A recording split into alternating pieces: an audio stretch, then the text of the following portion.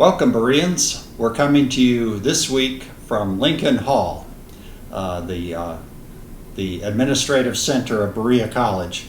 I want to thank everyone for their continuing support and interest in the situation at the college, and we sure hope that you are doing well, that you're taking good care, staying safe, doing everything you can to protect yourself from the coronavirus. Some folks have expressed some concern about the financial situation of the college due to the chaos in the financial markets lately. And therefore, I asked Jeff Amburgey, our Chief Financial Officer, to join me this week to provide a little perspective. But I did want to say, first of all, that we are in good shape and we prioritize taking good care of our students as they faced disruption too. As they were leaving, we made sure that we would be able to continue to pay them their student labor wages, whether or not they were still working for us. We also gave each student a $100 advance for travel expenses on their next labor paycheck, and we have reimbursed the portion of room and board that they did not make use of. And for students who had larger travel expenses that were difficult for them, we stepped in for that too. But as to the overall financial health of the institution, I'm going to turn to Jeff, Chief Financial Officer, for his comments. Thanks, Lyle. Good morning. One thing that we do know from history, our financial markets are volatile. Berea has weathered many recessions in its history, including the Great Depression, and we've still maintain its high quality education experience for our students and its mission.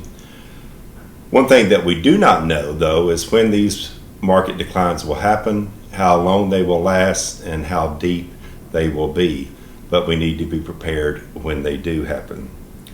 Overall, the financial markets has been the cornerstone for Berea's financial model, along with the generosity of its many donors. Coupled together, those two and the financial markets over long periods of time do well is really the foundation for the school's financial process.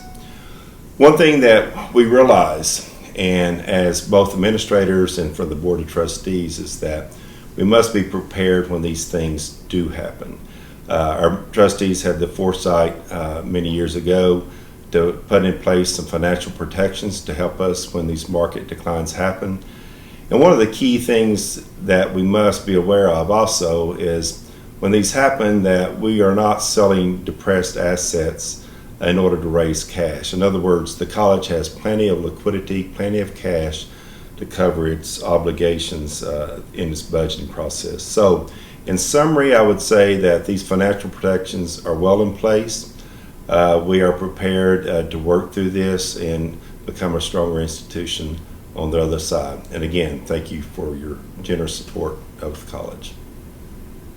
Another concern associated with financial volatility is that because we are so dependent on donations, if our donors are unnerved by the financial circumstances, that can be a problem for us too. But I'm glad to say that Berea College donors seem to want to support us no matter what the circumstances are out there. We had a great month of March in terms of contributions to the college, and you may have seen that we ran a small campaign in order to replace the admissions fee that our incoming students were going to have to pay. Only $50 per student, but that was an item that was worth about $21,000 in our budget. And true to form, Berea College friends and alumni stepped up, and in fact, when we got to about 16,000, one alumnus stepped up and completed the campaign so that revenue has been completely replaced, and all of our incoming students do not have to worry about that impact on their family finances. So thank you again from me too for your support and interest. Please continue to take care, be safe, and we are looking forward to the time where the campus can reopen, we can resume normal operations, and we'll hope to be in touch with you in the meantime. Thanks very much.